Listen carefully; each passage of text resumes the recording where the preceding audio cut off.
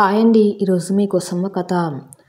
మరి కథలోకి వెళ్తే, కృష్ణమూర్తికి ఈ ఊరు ఈ మధ్య ట్రాన్స్ఫర్ కావటం, భర్తకు ప్రమోషన్తో పాటు బాధ్యతలు ఎక్కువవటంతో రోజువారీ అవసరమైన పనులన్నీ తనే చేసుకోవాలని అనుకుంది రాధిక. ఆ రోజు బట్టల షాప్లో షాపింగ్ నిమిత్తం ఒక సాయంత్రం పూట కాలినడకన బజారు బయలుదేరింది రాధిక. ఇంతలో ఎవరో వెనక నుండి పిలిచినట్లుగా అనిపించింది.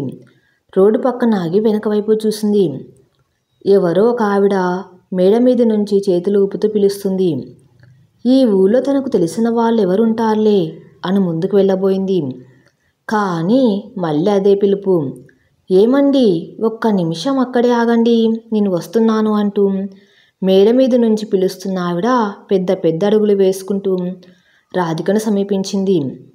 మీరు రాధిక కదూ అంటూ చేతుల్లో చేతులు కలిపి భావోద్వేగంతో పలకరించిందామె. అవును, మీరు నాకు సరిగ్గా గుర్తు రావటం లేదు అంటూ ఆగింది రాధిక. పదండి, నేనెవరో మీకు 2 నిమిషాల్లో గుర్తుకు వస్తాను. మా ఇంటికి వెళ్ళి మాట్లాడుకుందామంటూ చనువుగా రాధిక చెయ్యి పట్టుకొని ఇంటికి తీసుకువెళ్ళింది ఆవిడ. గుర్తుకు వచ్చింది. సారీ, ఏమనుకోకండి, వెంటనే గుర్తుపట్టలేకపోయాను. మీరు నిర్మల గారు కదూ, చాలా ఆశ్చర్యంగా ఉందే. మన ఇద్దరం ఈ ఊళ్ళో ఇక్కడ చాలా కాలం తర్వాత తటస్థపడ్డాం అంటూ ఉద్వేగంతో లోపలికి అడుగుపెట్టింది రాధిక. ఒక్క నిమిషం ఈ పుస్తకం చూస్తూ ఉండండి, నేను ఈలోపు కాఫీ కలుపుకొస్తాను అంటూ వంటింట్లోకి దూసుకు వెళ్ళింది నిర్మల. ఆ 2 నిమిషాల్లోనే రాధిక గతంలోకి వెళ్ళిపోయింది. నిర్మల గారు ఆవిడ భర్త గుంటూరులో తమ పక్కింట్లో బ్రహ్మంగారింటికి తరచుగా వస్తుండేవారు. బ్రహ్మంగారు నిర్మలకు మామగారు అవుతారు.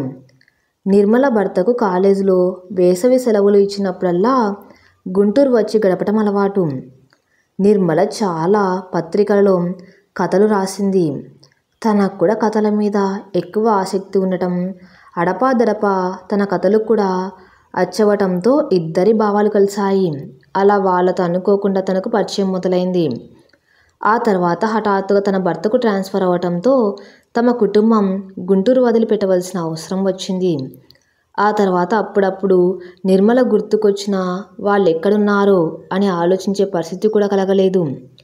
సంవత్సరాలు గడుస్తున్నాయి. ఇదిగో ఊహించని రీతిలో ఎన్నో ఏళ్ల తర్వాత ఇప్పుడే నిర్మలను చూడటం. ఈలోపు నిర్మల 2 కప్పులతో కాఫీ తీసుకుని వచ్చి టీపాయ్ మీద పెట్టింది. పక్కన స్నాక్స్ డబ్బా మూత తీసి ఉంచింది. ఇప్పుడు చెప్పండి రాధిక గారు, మీరిక్కడ ఎప్పటి నుండి ఉంటున్నారు? ఏమిటి కథ? అడిగింది కుతూహలంగా నిర్మల. ఈయనకు ఎన్నో ఊళ్ళు ట్రాన్స్ఫర్లు అయ్యాక చివరకు ఈ ఊరు చేరుకున్నాం 1 సంవత్సరం క్రితమే. నేనైతే ఈ జన్మలో మళ్ళీ మనం ఇద్దరం కలుసుకుంటామని అనుకోలేదు నిర్మల గారు. ఒక్కోసారి దేవుడిలా కలుపుతూ ఉంటాడు అంది రాధిక ఎంతో ఎగ్జైట్మెంట్గా. నాకు అంతే, ఇది కళ నిజమా అనిపిస్తుంది అంది నిర్మల అంతే తన్మయంతో. అది సరే, మరి మీరు ఇక్కడికి ఎప్పుడు వచ్చారు? అడిగింది రాధిక ఉత్సాహంగా. మేము వచ్చిన 4 ఏళ్ల పైగా అయి ఉంటుంది. ఈయనకి ఇంకా 1 సంవత్సరం సర్వీసు ఉంది. ఈ ఊరు నాకు ఎప్పటికీ కొత్తగానే అనిపిస్తుంది. ఎవరితోనూ పరిచయాలు లేవు. అసలు నేనే చేసుకోలేదంటే బాగుండదేమో అంది నిర్మల నిర్లిప్తతతో. బాగానే ఉంది. ఇంతకీ పిల్లలు ఎక్కడున్నారు, ఏం చేస్తున్నారు? ఆ వివరాలు ఇప్పుడు చెబుతారా లేదా మళ్ళీ ఈసారి కలుసుకున్నప్పుడు చెబుతారా? అడిగింది రాధిక కుతూహలంతో. అన్నట్టు మీరేదో బడ్జెట్ బజార్ పని పెట్టుకున్నట్టున్నారు. ప్రస్తుతం మనం ఇక్కడుండే వాళ్ళమేగా. రేపు మీ ఇంటికి వస్తాను, అక్కడ మాట్లాడుకుందామంది నిర్మల. ఆమెకెందుకో తన పిల్లల గురించి వివరాలు చెప్పడానికి ఆసక్తి చూపలేదు. అందుకే ఆ విషయాలన్నీ వాయిదా వేయడానికి ప్రయత్నించింది. బజారు పని ఏముంది నిర్మల గారు, రేపైనా చేసుకోవచ్చు. మీరు వీలైతే ఈసారి ఇద్దరం కలిసి వెళ్ళొచ్చులేండి. పోనీలేండి, ఆ విషయాలన్నీ రేపు మా ఇంట్లోనే మాట్లాడుకుందాం. పాపం మీరు రెస్ట్ తీసుకుంటారేమో తీసుకోండి, మనం రేపు మళ్ళీ మా ఇంట్లో కలవబోతున్నాం అంటూ అక్కడి నుంచి కదిలింది రాధిక. అమ్మాయి ఎంటెక్ చదివి ఉద్యోగం చేస్తుంది. ఇక అబ్బాయి విషయం ఎందుకులే, వాడి గురించి తలుచుకుంటూ ఉంటేనే మనసంతా వికలమైపోతుంది. కొంతమందికి అదృష్టం చాలా దూరంగా ఉంటుంది రాధిక గారు. దానికి భగవంతుని నిందించి ఏమీ లాభం లేదు. దేనికైనా రాసిపెట్టి ఉండాలి అంది నిర్మల కళ్ళలో అప్రయత్నంగా ఉబికి వస్తున్న కన్నీళ్లను అదుముతూ. ఇంతలో రాధిక భర్త కృష్ణమూర్తి లోపలికి వస్తూ పక్కనే సోఫాలో కూర్చున్న అపరిచిత వ్యక్తిని చూసి చూడనట్టుగా పరికించి లోపలికి వెళ్ళబోయింది. ఒక్క నిమిషం, ఏమండి, ఈవిడెవరో బహుశా మీరు గుర్తుపట్టి ఉండరు. ఈవిడ నిర్మల గారని మనం ఇంతకుముందు గుంటూరులో ఉన్నప్పుడు భర్తతో పాటు మన ఇంటి పక్కన ఉన్న బ్రహ్మం గారి ఇంటికి వస్తూ ఉండేవారు. బ్రహ్మం గారు వీరికి మామగారు అవుతారు. వీరి భర్త కాలేజ్ సెలవులు ఇచ్చినప్పుడు వస్తూ ఉండేవారు. గుర్తొస్తుందా మీకు? అడిగింది రాధిక. అవునవును, చాలా రోజులైంది కదా, గుర్తుపట్టడం కష్టమే అయిపోయింది. మరి వీరు ఇక్కడ నీకెలా కలిశారు? అడిగాడు కృష్ణమూర్తి ఆశ్చర్యంగా. రాధిక ఆ వివరాలు చెప్పింది. లోపల నుండి బాగా ఉల్లిపాయలు దట్టించి చేసిన శనగపిండి పకోడీలు తీసుకువచ్చి నిర్మల పక్కన కూర్చుంది కృష్ణవేణి. అబ్బా, మీ జ్ఞాపకశక్తి చాలా బాగుందండి.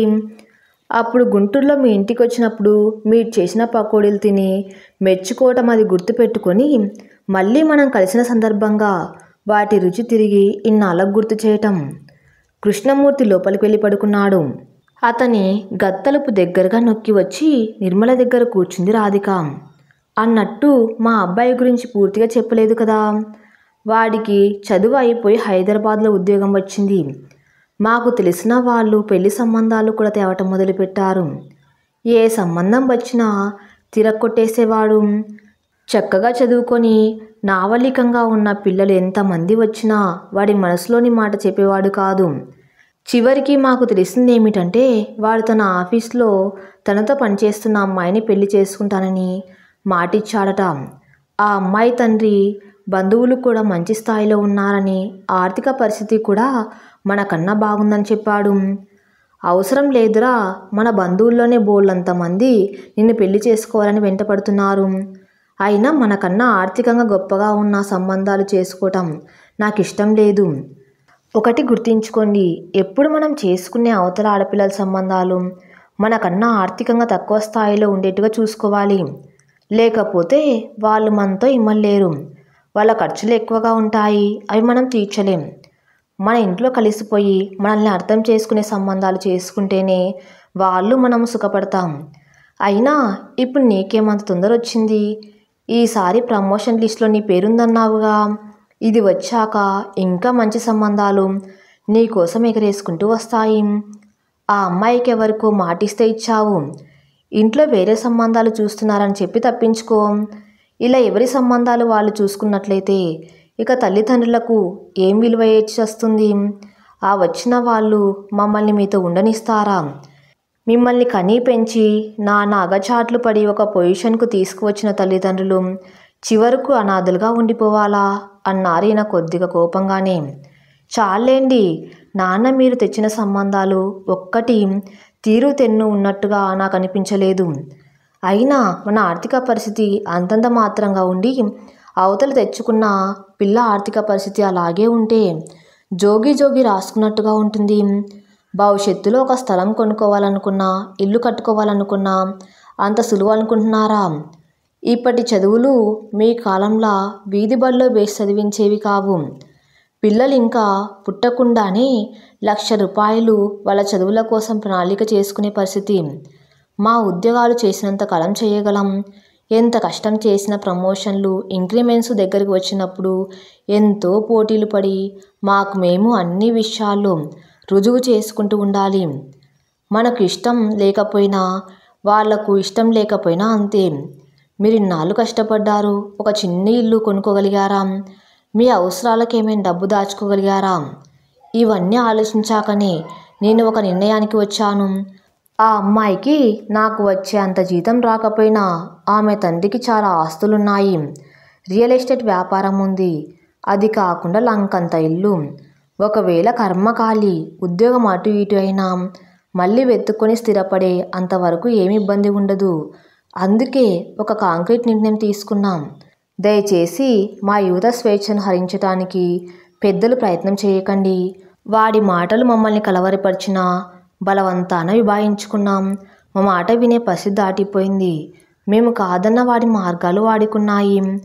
జీవితాన్ని అర్థం చేసుకునేసరికి అది మన చేతులు దాటిపోతుంది. అప్పటి మా పరిస్థితి అదే. అయితే ఆ గదిలో మరో బాంబు పేలినట్టయింది.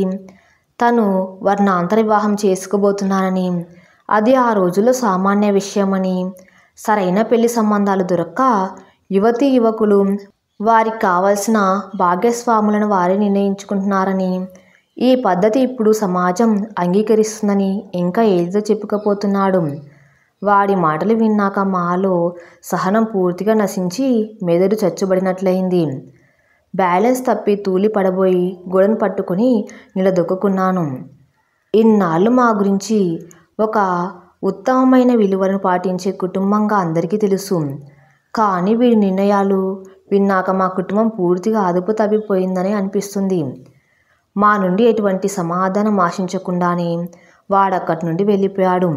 అంటే తన నిర్ణయం తను ఎప్పుడు తీసుకున్నాడని అన్యపదేశంగా వాడు చెబుతున్నది మాకు బోధపడింది. పాత సినిమాలలాగా నువ్వు ఈ ఇంటిలో అడుగు పెట్టడానికి వీల్లేదు, మా శవాన్ని చూడ్డానికి కూడా రావటానికి నీకు అర్హత లేదు అని చెప్పే పరిస్థితులు ఇప్పుడు పూర్తిగా లేవు. అయినా కూడా ఈయన మా అబ్బాయితో విభేదించి, సరే నీ ఇష్టం, నీ జీవితం నీది, తల్లిదండ్రులుగా మాకు నీ పెళ్లి చేసేంత వరకు కనీస బాధ్యత ఉందని ఇప్పటి వరకు గుడ్డిగా నమ్ముతూ వచ్చాం. అది అవసరం లేదని క్షణమే తెలుసుకున్నాం అంటూ ఆయన గదిలోకి వెళ్ళిపోయారు. ఈయన ఆ మాత్రం తన ఆక్రోశానైనా వెళ్ళగక్కారు. నాకు ఆ పరిస్థితి లేదు. మనసులో ఎంతో అలజడిగా ఉన్నా అతి కష్టం మీద నిగ్రహించుకోగలిగాను. మాటలు తూటల్లాంటివి, ఒక్కసారి బయటపడితే వెనక్కి తీసుకోలేము. కొన్ని సంఘటన ప్రభావం మనుషుల మీద విపరీతంగా ఉంటుందనుకుంటాం. ఆ రోజు మొదలుకొని వాడు వస్తున్నాడు వెళ్తున్నాడు, కానీ మా ఇద్దరితో ముభావంగానే ఉంటున్నాడు. తన ప్రపోజల్ మా ఇద్దరికి అంగీకారం కాదని వాడికి అర్థమైపోయింది. ఇంట్లో ఆడపిల్ల ఉన్నా అది తను ఇప్పుడప్పుడే పెళ్లి చేసుకున్నది. పోనీలే, అబ్బాయి కిషోర్కి పెళ్ళైపోతే వాడికి ఒక బాధ్యత అంటూ తెలుస్తుంది. నాకు వచ్చే కోడలు చేదుడు వాదుడుగా ఉంటుందనుకున్నాం. నా ఆలోచనలు గాలి తీసిన బెలూన్లాగా అయిపోయాయి. ఇష్టమైన వ్యక్తి కోసం ఏమైనా చేయక తప్పదనుకున్నాడో ఏమో. మళ్ళీ 1-2 సార్లు మా దగ్గర తన విషయం కదిపి చూసి మా ముభావాన్ని, మా ఇబ్బందిని, మా మనసులోని అలజడిని గ్రహించి నిష్కర్షగా నిర్మోహమాటంగా తన పెళ్లి విషయం వాళ్లతో చర్చించి ఖాయం చేసుకున్నాడు. కనీసం ఆ అమ్మాయిని చూపించాలని కూడా వాడికి మనసులో అనిపించలేదు. మొహం చాటేశాడు. ఈయన వాడికన్నా మొండి. పరువు ప్రతిష్టలంటే ప్రాణం కన్నా ఎక్కువగా భావిస్తారు.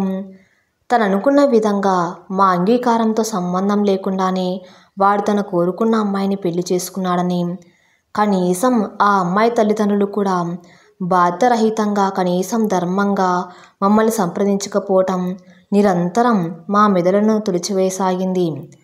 ఇప్పటికీ ఈ సంఘటన జరిగి 3 ఏళ్ళయింది.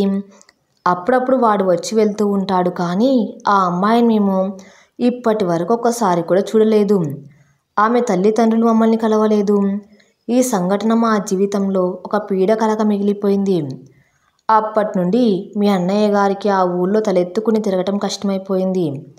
ఈ ప్రపంచంలో ప్రతి ఒక్కరూ మా కుటుంబాన్ని వెటకారం చేస్తున్న భావన మాలో మెదిలింది. అందుకే ఆ ఊళ్ళో ఉద్యోగం చేయటం ఇష్టం లేక ఈ ఊరికి వాడికి దూరంగా ట్రాన్స్ఫర్ చేయించుకుని వచ్చేసాం.